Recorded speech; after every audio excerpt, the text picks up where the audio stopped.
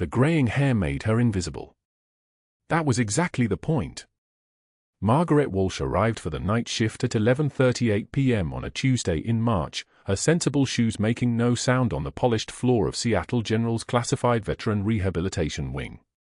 The fluorescent lights hummed their mechanical song overhead, casting everything in that flat white glow that made time feel like it had stopped somewhere around 1987. Her badge hung at her chest, Margaret M. Walsh, RN, and nobody reading it would have thought anything unusual. Just another older nurse. The kind the younger staff passed in hallways without really seeing. The kind who could move through a hospital ward like a ghost and blend completely into the antiseptic-smelling walls. She'd spent 11 months cultivating that invisibility with the precision of someone who understood that being seen was a liability. The veteran rehabilitation wing occupied the east corridor, 4th floor, behind a keycard access door that only a handful of staff could open. 6 patient rooms. 2 isolation bays. 1 recovery suite. All of it classified.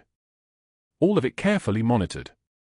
The patients here weren't typical, they were operators with traumatic brain injuries from Bagram, from Kandahar, from the places where bullets moved faster than thoughts. The kind of soldiers who couldn't speak, couldn't remember their names, couldn't recognize the faces of the people who'd risked everything to carry them out of the fire.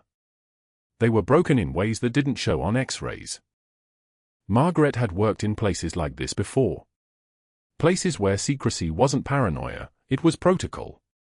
Where a stray word whispered in a break room could compromise a mission 3,000 miles away.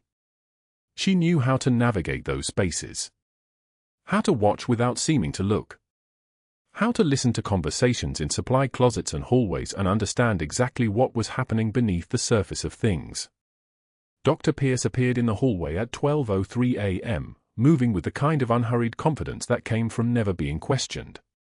His white coat was pressed to a crisp perfection that suggested he spent money on dry cleaning the way other people spent it on rent. He was mid-50s, handsome in a way that felt calculated, with the kind of smile that reached his mouth but never quite made it to his eyes.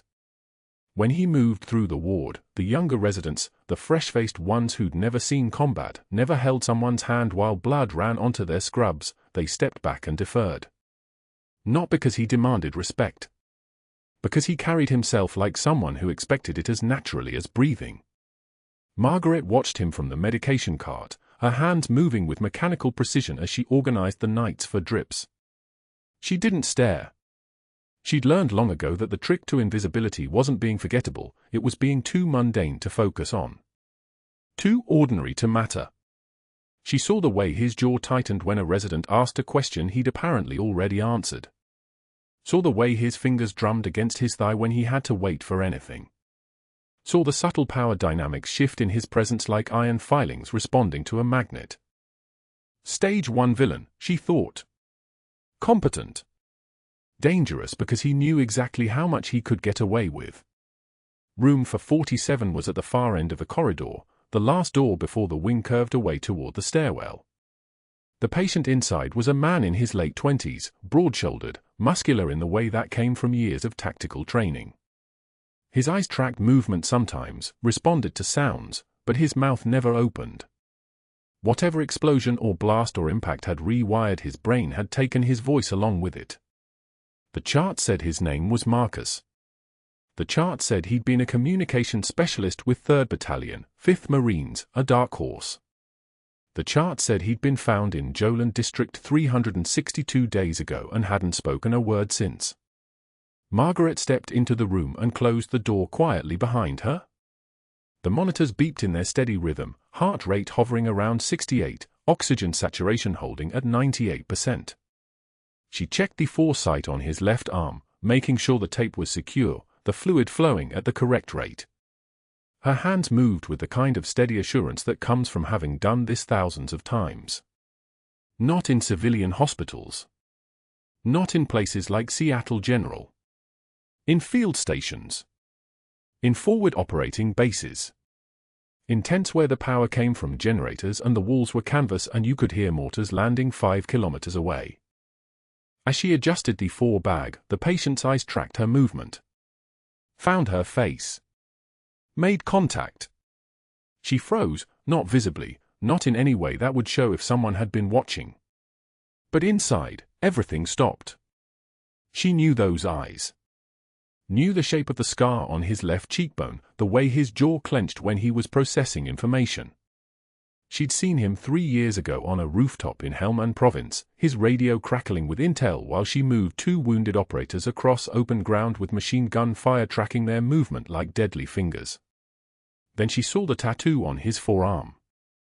M. Walsh. Faded black ink, maybe 2 years old, the letters slightly distorted by scar tissue underneath. He'd gotten it after she'd carried him 3 miles under fire. After Bagram. After the IED blast that had shredded everything the brain was supposed to remember and left him locked inside himself like a prisoner in a cell with no door. She'd thought about getting one herself. A matching mark. A physical acknowledgement of what she'd done for him and what he'd stopped being able to remember.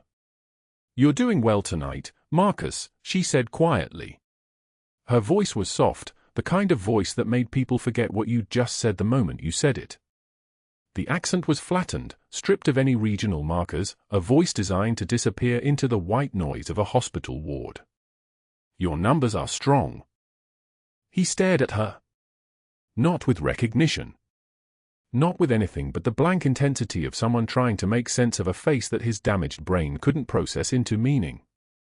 After 10 seconds, his eyes drifted back to the ceiling. She finished checking his vitals and moved toward the door. Her hand reached for the handle, then paused for just a moment. She touched the inside of her jacket lining, felt the faded unit patch sewn there in careful stitches. Valkyrie. Her call sign. The name she'd been called in briefing rooms and on radio frequencies and by the men who understood what it meant to have their lives depend on someone else's steady hands. The name that existed in classified files and nowhere else. This patient would never remember the face that went with that name. His brain wouldn't let him. The trauma that had saved his life had also taken away his ability to know the person who'd saved it. She left the room and pulled the door quietly closed. Margaret spent the next hour moving through her rounds, checking vitals, updating charts with a kind of meticulous attention that would have seemed obsessive to anyone watching. But she wasn't just documenting what she observed. She was creating a paper trail. A record. A detailed chronology of what was actually happening in the veteran rehabilitation wing versus what the official documentation claimed was happening. The discrepancies had started small. 6 weeks ago. A billing code for orthopedic supplies that hadn't appeared in physical inventory. A surgical procedure logged as completed in the afternoon that she'd watched Dr. Pierce schedule for the following week. Medication requisitions that didn't match the actual patient census. The kind of small mistakes that could be explained by administrative error, by understaffing, by the general chaos of a hospital's documentation system. Except they weren't mistakes. They were patterns. Margaret sat at the computer terminal in the records room at 1:33 a.m., her password logged in, her hands moving through the billing system with practiced efficiency. She pulled up Dr. Pierce's procedure codes from the last quarter. Organized them by date. Compared them to the actual medical supplies that had been received and logged into inventory. Cross-referenced them with the nursing notes, her nursing notes, that documented exactly what procedures had and hadn't occurred on any given shift. The numbers didn't match. Over the last 6 weeks, there was approximately $47,000 in discrepancies. Medical supply orders that had been billed but never received. Procedures that appeared in the system but not in patient outcomes. It was the kind of thing that would disappear into the noise of a large hospital's accounting, too small to trigger automatic audits, too distributed across enough different codes that no single flag would catch it. Unless someone was paying attention. Unless someone was documenting everything with the precision of someone who'd spent 15 years keeping classified intelligence organized and watertight. Margaret printed nothing. Downloaded nothing. Left no digital trace of her investigation. Instead, she made careful notations in a personal log she kept in her own handwriting, in a small notebook that she kept in her locker. Dates. Times. Specific discrepancies. The exact supply orders that didn't match inventory. The billing codes that appeared without corresponding patient care. The names of the vendors who'd received payments, 3 different medical supply companies, but one name appeared on the contracts more than the others. Meridian Medical Solutions. Based in Seattle. Registered to an address that was, as far as Margaret could tell from a quick check, a mailbox in a strip mall in Ballard. She understood what was happening. Dr. Pierce was billing for services never rendered. The supply companies were paying him kickbacks on the inflated charges. The hospital was losing money, the patient's care was being documented inaccurately, and somewhere in the chain of it all, federal fraud statutes were being violated with the kind of systematic precision that suggested this wasn't the first time Pierce had run this particular operation.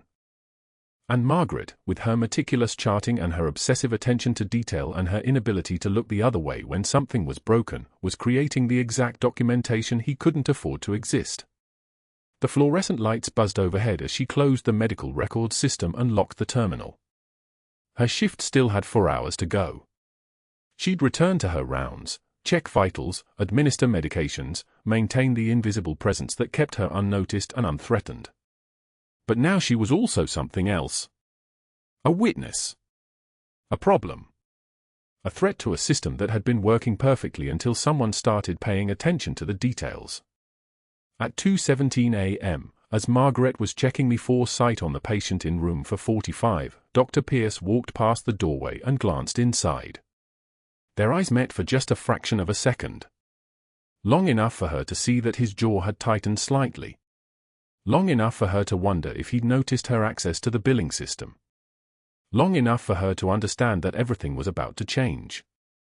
She turned back to her patient and continued her work, her hand steady, her face composed. The kind of quiet competence that made her invisible.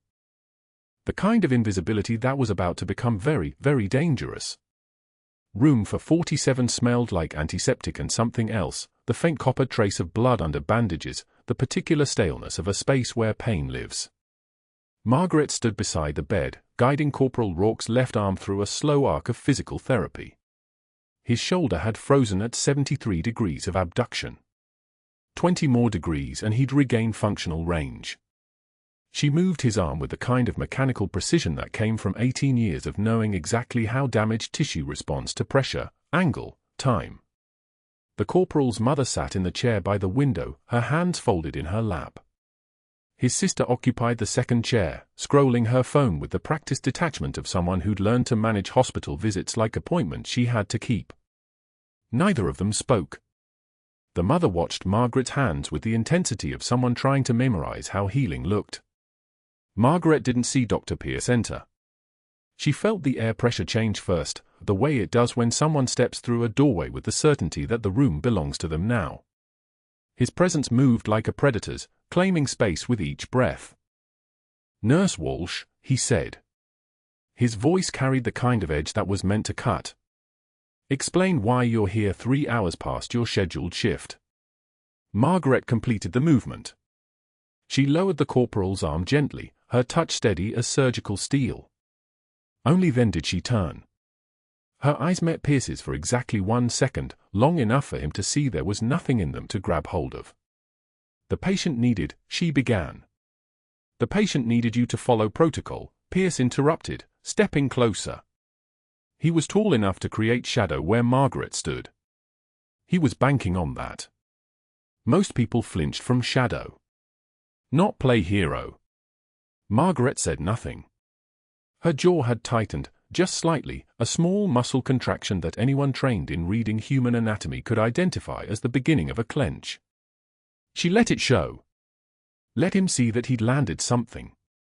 It was easier if he believed he was winning. Pierce turned to the mother, his smile surgical. "I apologize for Grandma here overstepping her boundaries. Some nurses forget they're not doctors." He laughed, a sound like gravel in a disposal. "The rules exist to protect patients. You understand." The mother's face flushed, embarrassment and anger in equal measure. The sister stared at her phone screen like it contained the coordinates to somewhere far from here. The corporal made a low sound in his throat. "Not quite a word. Never quite words anymore." His eyes tracked Margaret's face, searching for something his damaged brain couldn't quite locate. The tattoo on his forearm, M. Walsh, with coordinates from Bagram stitched in black ink, seemed to pulse under the fluorescent wash. Pierce didn't glance at him. Unauthorized overtime violates Hospital Policy 4.7c, Nurse Walsh. Or did you think the rules don't apply to invisible worker bees? He pulled a printed form from his pocket, crisp, professional, signed and dated. I'm documenting this conversation as a formal write-up. Boundary violations with patient 447. Unauthorized treatment decisions. Failure to maintain professional distance from a vulnerable patient under your care. He read it aloud like a prosecutor. Like evidence. Like something that would stick. Margaret listened. Her breathing had slowed, the unconscious physiological response of someone who'd learned a long time ago that panic lives in the spaces between breaths. The cold flat stare she'd perfected over months of invisibility settled across her face like armor. When Pierce finished, she said nothing. She simply turned back to the patient, picked up the clipboard from the bedside table, and made a notation, physical therapy, ROM 73 degrees. Tolerated well. Continued protocol. Pierce left the room. He would need to. There was nothing left in Margaret's silence for him to fight against. But that wasn't the worst part. The worst part came at shift change, when Dr. Pierce posted the formal write-up on the unit board in the hallway outside the veteran rehabilitation wing. The board where every nurse passed at least 4 times per shift. The board where schedules and announcements and holiday rotations lived. The board where everyone could see exactly what Margaret had allegedly done wrong. He'd printed it on hospital letterhead. He'd attached 3 prior complaints, 2 of which Margaret had never seen before, fabrications that bore her name but no context. He'd invoked the regulation like a weapon. He'd typed her name at the top in bold. By evening, every nurse on the unit knew. By morning, half the hospital knew. Margaret sat in the break room at 4:53 p.m., her lunch untouched on the table in front of her. A container of soup she'd brought from home, the kind her son had helped her make on Sunday. The kind that was supposed to be comforting. The kind that tasted like nothing when you were watching the deliberate machinery of professional destruction.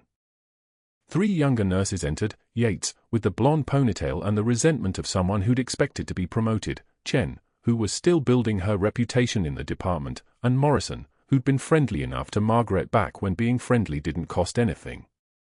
They gathered their lunches from the communal refrigerator. They exchanged glances, the kind that traveled meanings without words. One of them whispered to another, not quite quiet enough, I can't afford to be associated with someone Pierce is targeting. They left. The fluorescent lights buzzed overhead like insects trapped in plastic. The sound made Margaret's teeth ache. She sat alone in the break room for the next 37 minutes. She didn't cry. Crying would have been a luxury reserved for people with the freedom to fall apart. Instead, she watched the shadows move across the microwave table as the afternoon sun shifted behind the building next door. She thought about the corporal in room 447. She thought about the coordinates on his arm. She thought about the night outside Bagram when she decided that leaving people behind wasn't an option, even when it cost everything. At 5:24 p.m., Dr. Pierce found her by the medication cart on the unit's east corridor. He timed it, that much was obvious. Shift change meant fewer witnesses. The cart meant she couldn't walk away without looking like she was abandoning protocol. You're making things difficult, Walsh, he said. His voice had dropped lower now, more intimate. This was the version of his attack that was supposed to feel personal. Difficult for everyone. Difficult for yourself. He leaned against the cart, casual as a man discussing the weather. I suggest you find a quieter way to finish your career. Preferably somewhere else. Somewhere far from here. Margaret pulled a bottle of lorazepam from the cart's locked drawer. Her hands moved with the automatic confidence of someone who'd done this motion 5,000 times. She logged the dose in the system. She labeled the cup. She did not look at him. You should pray, she said, her voice pitched low enough that only he could hear it, The people I answer to never ask me about you." Pierce stiffened. For a moment, something flickered across his face, a shadow of doubt, a thin crack in the wall of certainty he'd been building all afternoon. It lasted 2 seconds. Then he recovered, straightened, and walked away with the laughter of a man who'd convinced himself he'd won.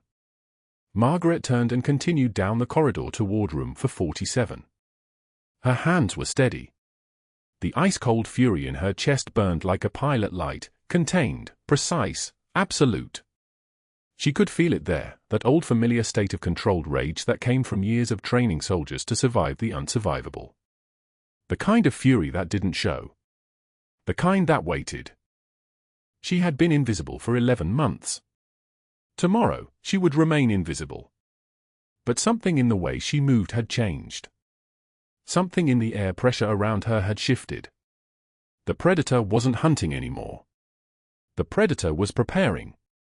Behind her, the corporal in room for 47 made that low sound again, the one that wasn't quite language, pressing his hand against the window like he was trying to reach something he couldn't name. The tattoo on his arm caught the late afternoon light, coordinates that meant he'd been there, in that fire, on that night when Captain Margaret Walsh had decided that no one under her command would be left behind. Even if it cost her everything. Even if he never remembered her name again. She would remember. That was enough. That evening, Dr. Pierce sat in his administrative office on the 3rd floor, the door locked, the blinds drawn tight against the Norfolk darkness outside.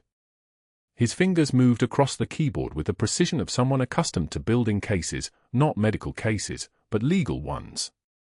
The controlled substance log sat open on his screen. He'd been watching Margaret at the medication cart for 3 days now, waiting for the opportunity that had finally arrived at 11:36 p.m. when she administered a 4 milligrams dose of morphine to the mute patient in room for 47. The morphine itself was appropriate. The patient's post-surgical pain was documented.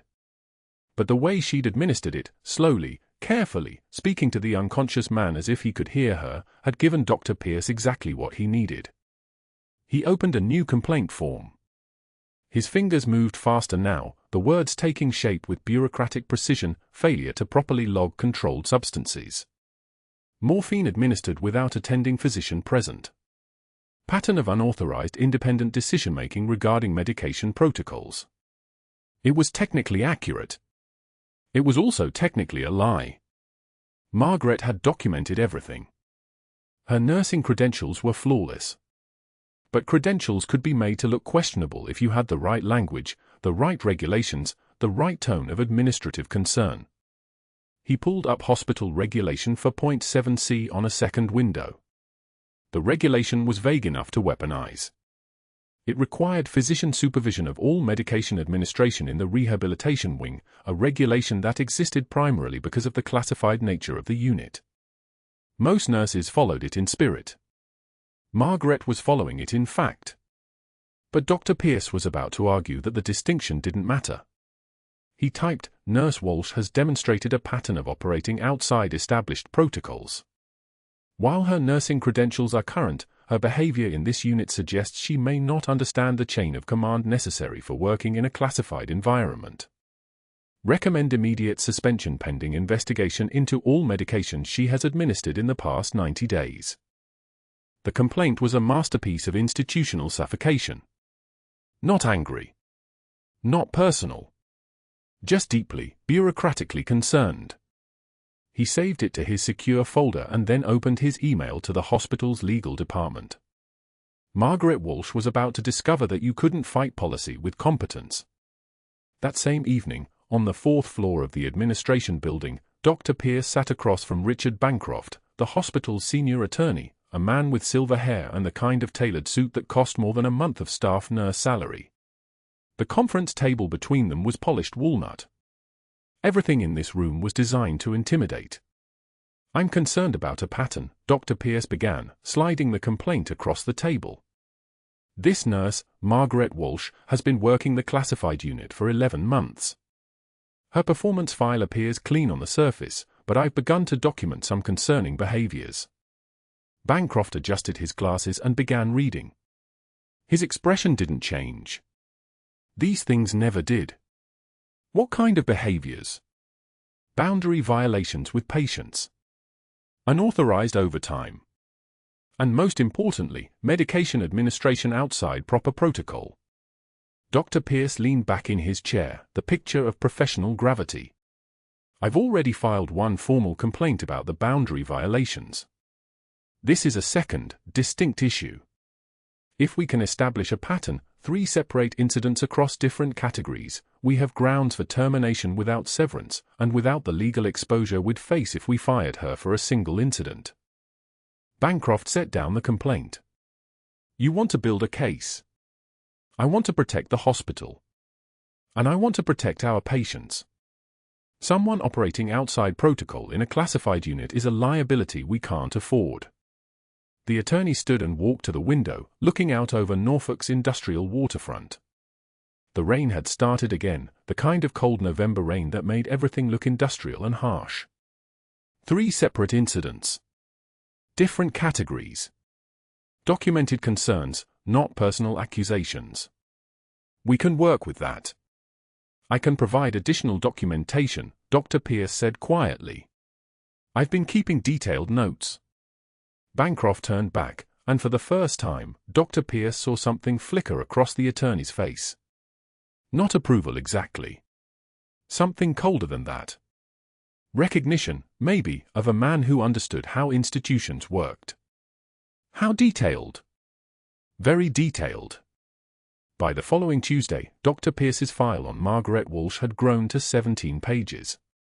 The 3 fabricated complaints were now bound together with his detailed observations, a timestamp from October 14 when Margaret had allegedly left the unit unattended for 14 minutes to use the restroom, a note from November 2 claiming she'd made an unauthorized suggestion regarding pain medication to a patient's family member, and the most recent entry, the controlled substance documentation, carefully worded to suggest negligence rather than error. None of it was true. All of it was plausible. That was the genius of it. An attorney could read this file and never know the difference between documented fact and careful fabrication. The timestamps were real. The situations were real. The interpretations were poison. He submitted the file to Bancroft on a Wednesday morning, encrypted on a secure thumb drive, hand-delivered. The attorney didn't open it until Thursday afternoon, but when he did, he called Dr. Pierce within 20 minutes. This is solid, he said.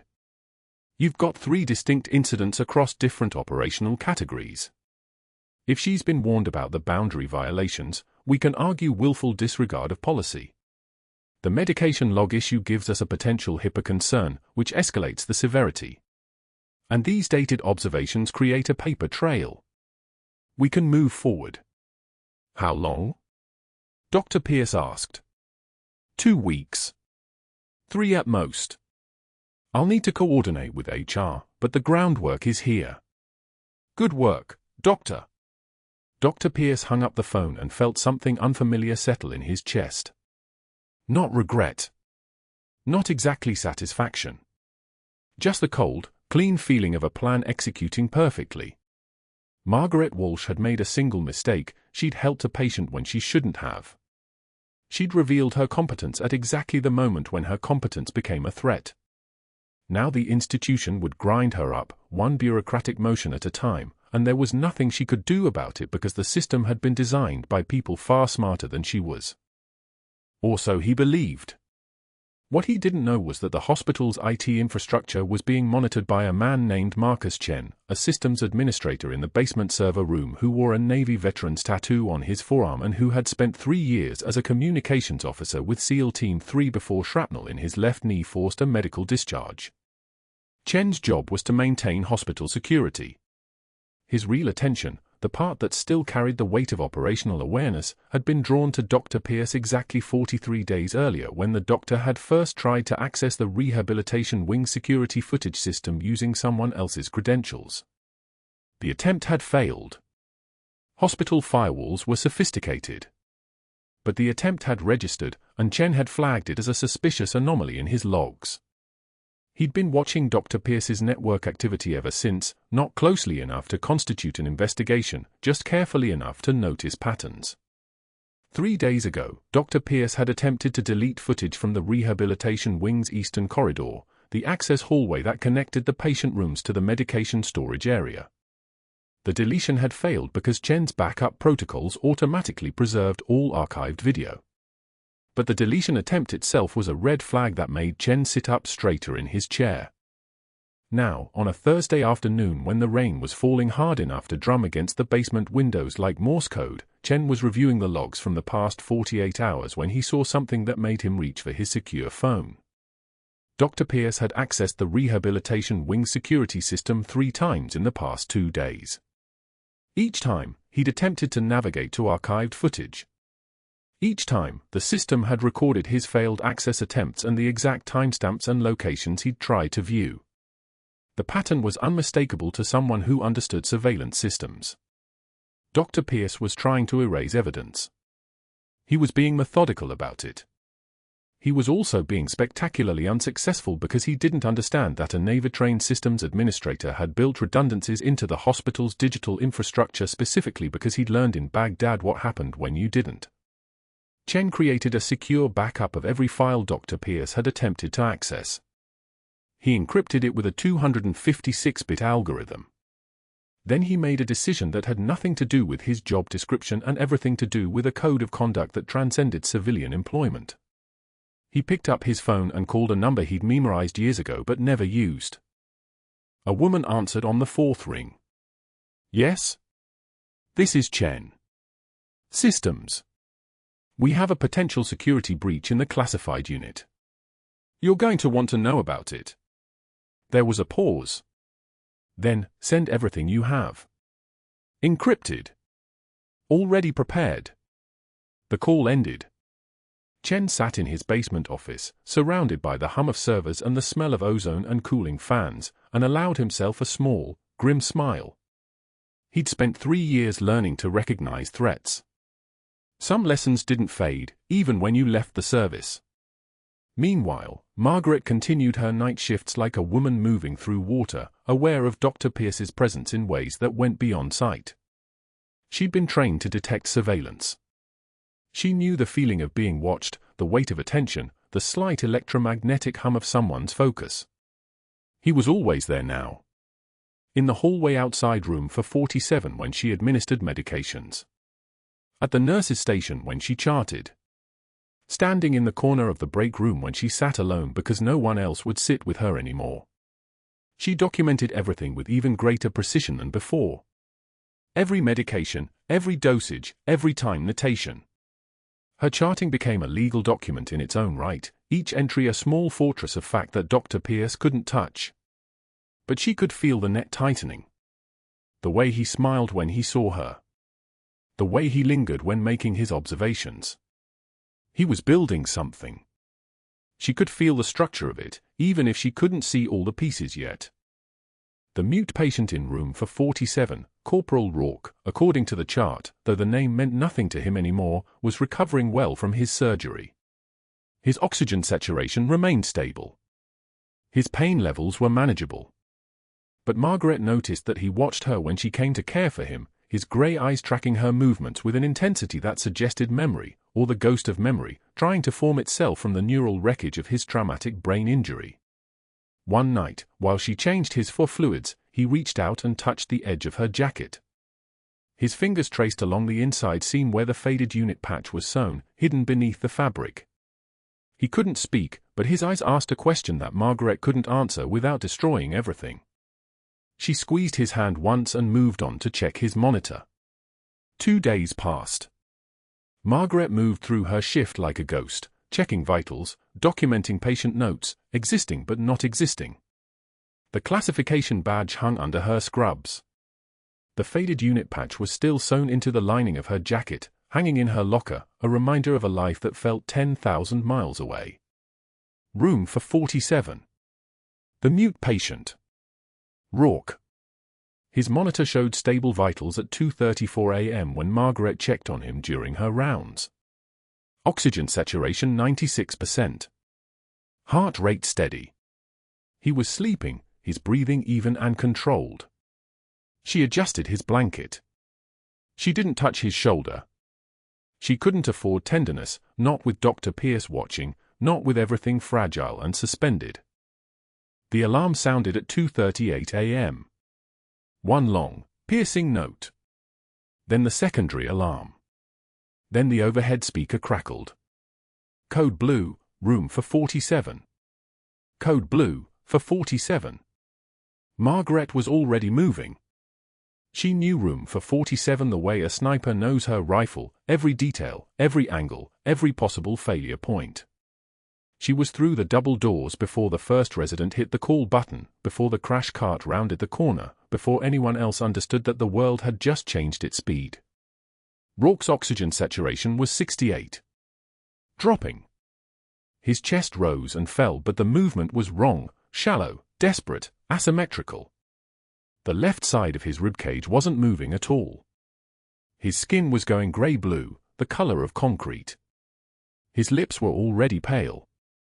His eyes were open and terrified. Tension pneumothorax.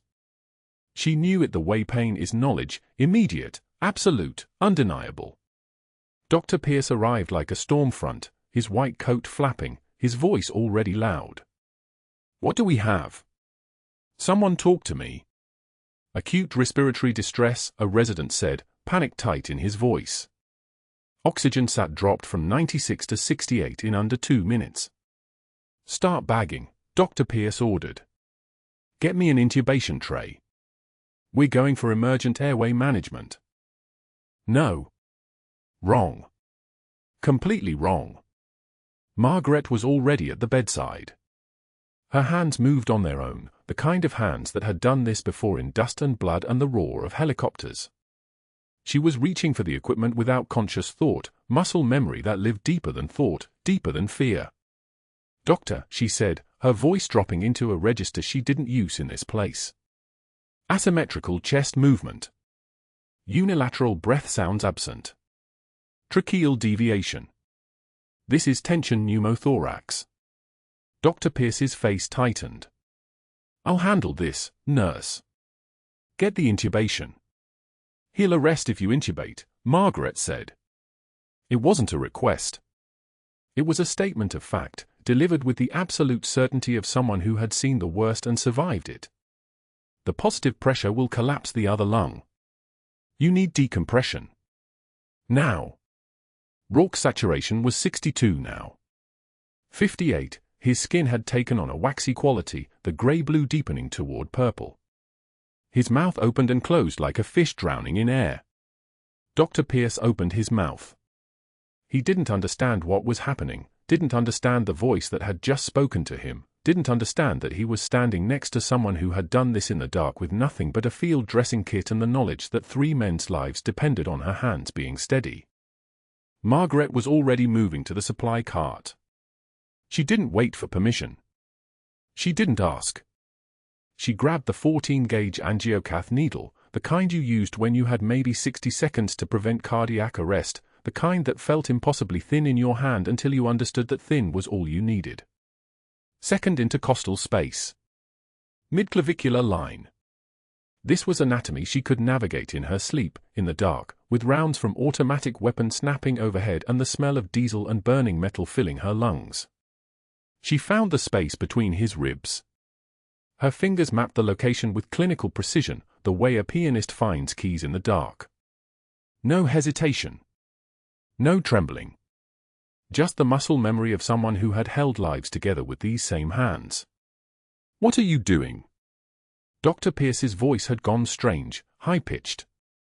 "You can't, that's..." The needle went in. Smooth. Certain.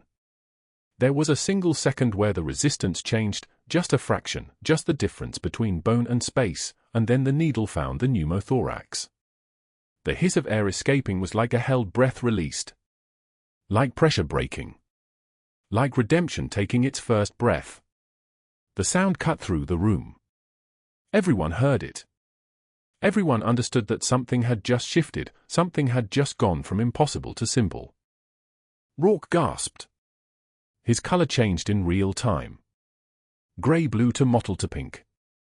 His left ribcage rose with his breathing.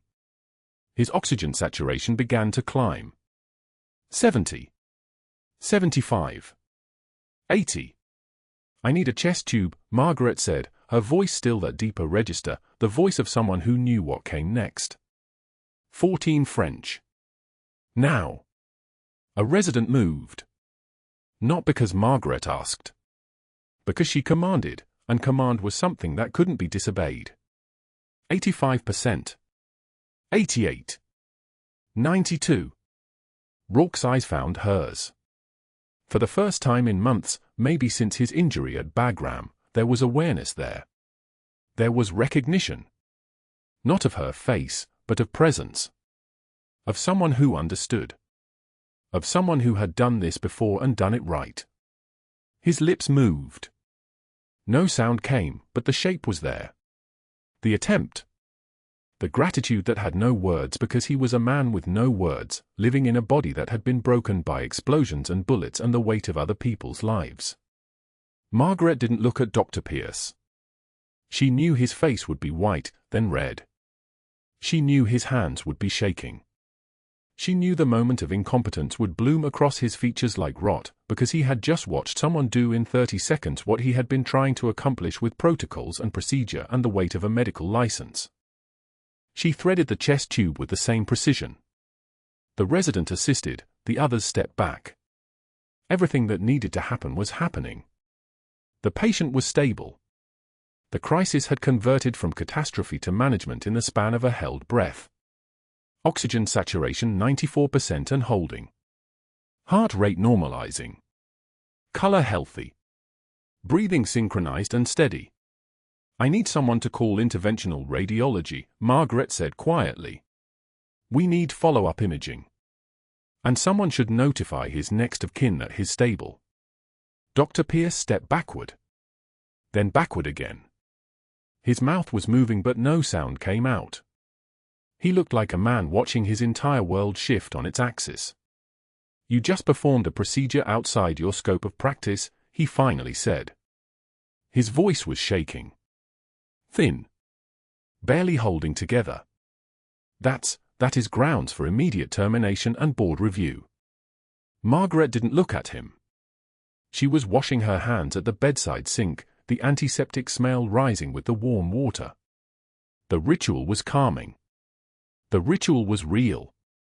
Tension pneumothorax, she said to the resident, not to Dr. Pierce.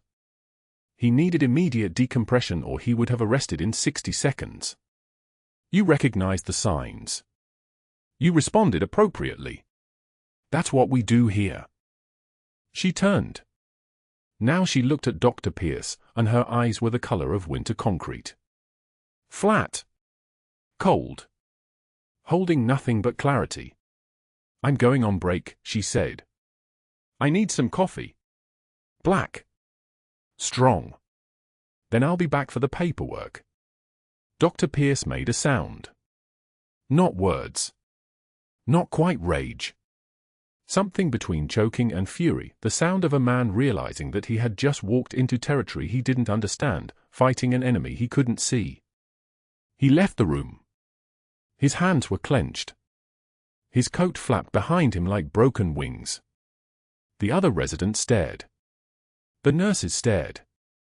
Rourke closed his eyes, his breathing steady, his color healthy, his saturation holding at 95%. Margaret picked up the chair from the corner and sat beside his bed. Standard protocol after a code. Monitor the patient. Keep them calm. Keep them stable. Make sure nothing else decided to collapse or malfunction or betray. She didn't speak. Rourke didn't need words. She was here. That was enough. An hour passed. Then 2. The sun hadn't risen yet, but the quality of darkness was changing, the sky beginning to understand that morning was coming. Rourke slept. His monitor beeped its steady rhythm. His chest rose and fell in perfect synchronization. Margaret sat and watched the numbers on the screen and didn't think about Dr. Pierce's face or his shaking voice or the way his authority had crumbled like salt in water. She didn't think about the incident reports he would write, the strategic moves he would make, the bureaucratic machinery he would set in motion. She thought about the patient. About hand steady in crisis. About the job that mattered and the way it always mattered, no matter who was wearing the scrubs or holding the needle or making the decisions. She thought about the unit patch in her jacket lining. About the life that seemed impossible now. About the 7-mile carry through enemy territory and the way you never forgot the weight of someone else's body depending on your shoulders. But that wasn't the worst part. That wasn't what was about to change everything.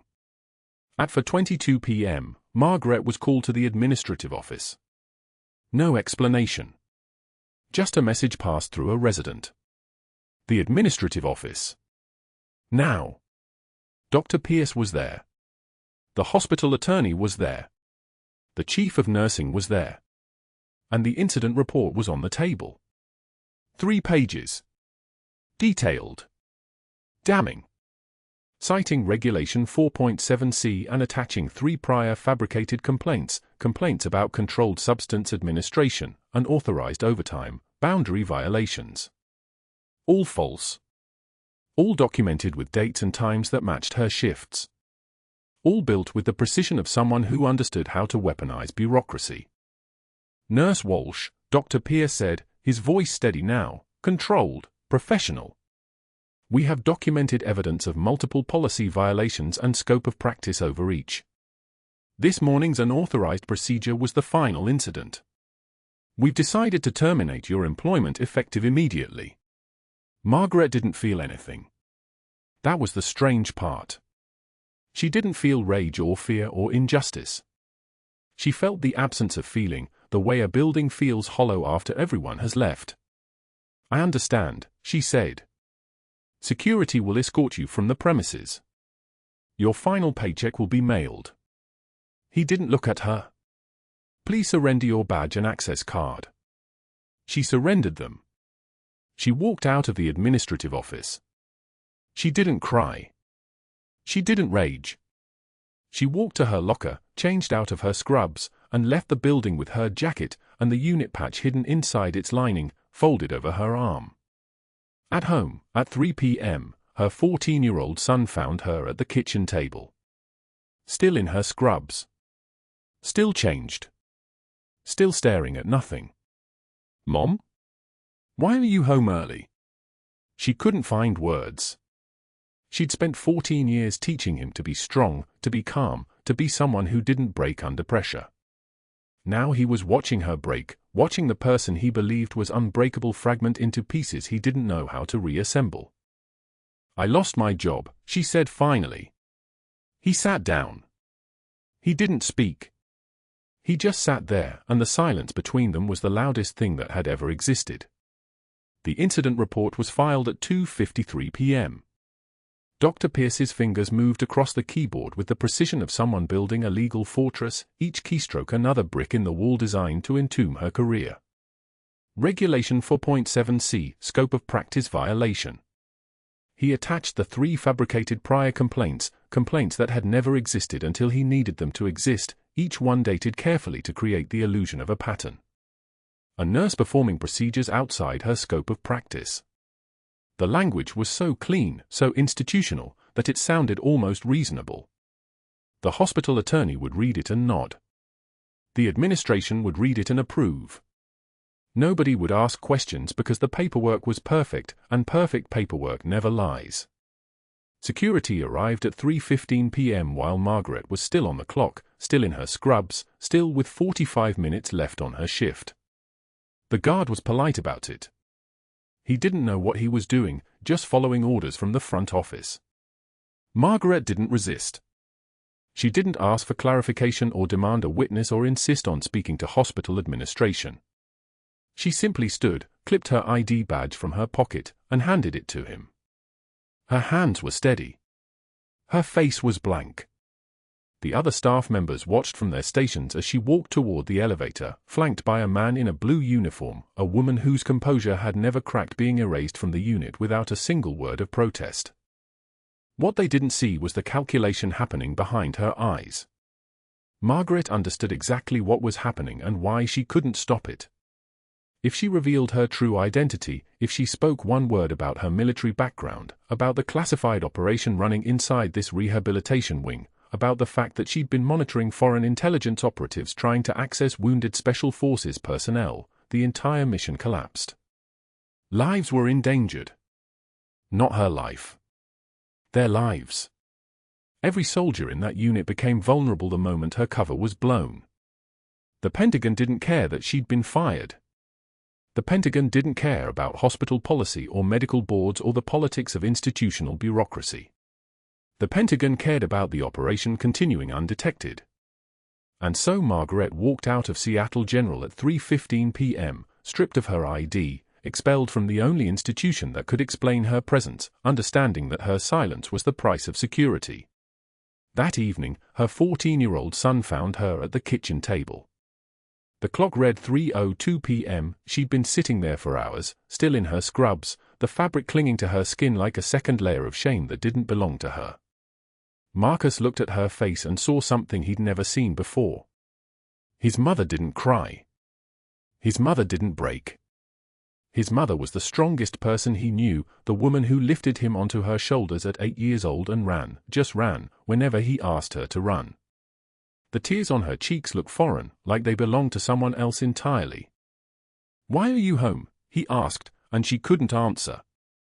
She opened her mouth and nothing came out.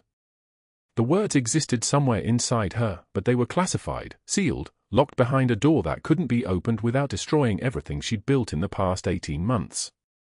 So she just sat there, her son standing in the doorway of the kitchen, both of them suspended in a silence that tasted like metal and despair. 6 days later, Marcus walked into an administrative hearing at Seattle General carrying a shadow box made from polished oak. The box was heavy. He was 14 years old and it was heavy, and he held it the way soldiers hold things that matter, parallel to the ground, centered over his heart. Inside the glass were medals. A silver star. 2 bronze stars. A purple heart with a purple ribbon that had faded in the light of years. Margaret sat across from Dr. Pierce and the hospital's legal team and the administration, and she watched her son place the box on the conference table without saying a word. Then he spoke, his voice steady in a way that made her understand exactly how much he had inherited from her. "Mom, they need to see these." The room went dead silent. The air pressure changed. Dr. Pierce's face shifted from confident to confused, the way a man's expression changes when the ground beneath him turns to water. Margaret reached toward the box but didn't touch it. The medals spoke for themselves. The silver star. The bronze stars. The purple heart. Each one a moment she'd never been allowed to discuss, a history that had been buried so deep that even her own son had only ever known fragments. The mute patient walked into the hearing at 3:27 p.m. He was moving better now. The physical therapy was working, the neurological pathways were rewiring themselves, the brain was slowly remembering how to be whole. He stood in the doorway and looked at Margaret, and something flickered behind his eyes. Recognition. Memory. The first clear moment of consciousness he'd had since before Bagram. "Valkyrie," he whispered. That was her call sign. Nobody in this hospital knew that name. Nobody except the man standing in the doorway, the soldier whose memory had been shattered into pieces, whose mind had been fractured by trauma and shrapnel and the sound of explosions that never quite stopped echoing. His eyes locked onto hers and held. Recognition so fierce it almost had a sound, like a lock clicking into place. A Marine liaison stood from the back of the room. He was carrying a folder, and his uniform was pristine, and his bearing was the kind of bearing that made Dr. Pierce's jaw tighten. The liaison opened the folder and began to read, his voice formal and clipped and carrying the weight of military authority. Captain Margaret Walsh. For carrying 3 wounded operators under enemy fire for 4 kilometers through hostile territory. For refusing extraction. For returning with every member of her team alive despite categorical odds suggesting 73% casualty rates. For demonstrating exceptional valor and leadership under conditions of extreme duress. 73% casualty rates. Margaret had carried 3 men. 3 wounded soldiers bleeding out in the dirt while she moved through terrain that wanted to kill her, through fire that wanted to end her, refusing to stop, refusing to leave anyone behind. For kilometers. 2.5 miles. She'd done it in 53 minutes. The medical records would confirm this, her heart rate elevated to 178 beats per minute, her core temperature rising despite the desert cold, her body pushing past physical limits into something that couldn't be measured on a chart. Silver star, the liaison read. Dr. Pierce opened his mouth. Nothing came out. His voice had disappeared entirely. Second placement, bronze star. The room wasn't breathing. The silence had texture and weight. Third placement, bronze star. Margaret's son watched his mother's face. For the first time, he understood what she was. Not a nurse. A captain. A soldier. A woman who had carried men through fire and refused to let them die. 2 purple hearts. Dr. Pierce tried to speak. His voice cracked like he was 14 years old again. This is entrapment. I had no idea she was military. I was protecting patient safety. The 2-star general walked through the door at 3:34 p.m. He didn't announce himself. He simply appeared in the conference room doorway and looked at Dr. Pierce, and the temperature in the room seemed to drop by degrees. His uniform bore insignia that meant authority on a scale Dr. Pierce's mind couldn't fully process. The general stepped forward and saluted. Not a casual gesture. Not a formality. A full military salute, fist over heart, rendered to Captain Margaret Walsh with the kind of respect that said everything about what she was and what she'd done. You fabricated complaints, weaponized hospital policy, and nearly killed a soldier through clinical incompetence while a decorated combat medic stood by, unable to act without destroying her cover. The general's voice sounded like a tank idling in a garage, low and steady and capable of crushing anything in its path. You created the exact conditions a classified operation was designed to prevent. The hospital attorney stood. Her voice was careful, measured, professional. Dr. Pierce, you're suspended pending investigation. Your medical license will be reviewed by the state board. You'll receive written notification of all charges. Then the Pentagon liaison spoke. The words came out in rapid sequence, each one landing like a hammer blow. Captain Walsh has been operating under classified orders as part of a joint military intelligence operation to monitor foreign intelligence operatives attempting to access wounded Special Forces personnel for intelligence purposes. We have documented evidence of coordinated attempts to compromise patient security within this facility over the past 18 months. We have concerns about financial irregularities that may have provided motive for your actions. Every patient chart you've touched in the past 18 months is now under federal audit. The kickback scheme involves at least 3 medical supply companies and potentially endangers veteran care nationwide. Dr. Pierce stood. He tried to walk toward the door. He tried to leave. That's when Marcus Chen appeared in the hallway, the Navy veteran IT administrator, the man who had preserved every piece of digital evidence, who had watched Dr. Pierce attempt to delete security footage and had quietly, methodically, saved it all. Every video you deleted, Marcus said, his voice calm. It's already with federal investigators. Every timestamp. Every angle. You tried to erase your own crime. The paper trail turned against him like a weapon. His own fabricated complaints, the very tool he'd used to destroy Margaret, became the instrument of his destruction. The inflated billing codes. The deleted footage. Margaret's meticulous charting, the charting she'd done trying to protect patients, became evidence. Everything he'd done to bury her now buried him instead. Corporal Rourke reached across the table and touched Margaret's hand. His touch was gentle, careful, the touch of a man relearning how to be human. He tapped the tattoo on his forearm, the one that bore her name, M. Walsh, and his eyes held hers. Recognition. Memory. The return of a consciousness that had been lost. You carried me, he said, his voice rough but clear. For clicks. Under fire. I was gone. I brought you back, Margaret said. It was the first time she'd spoken.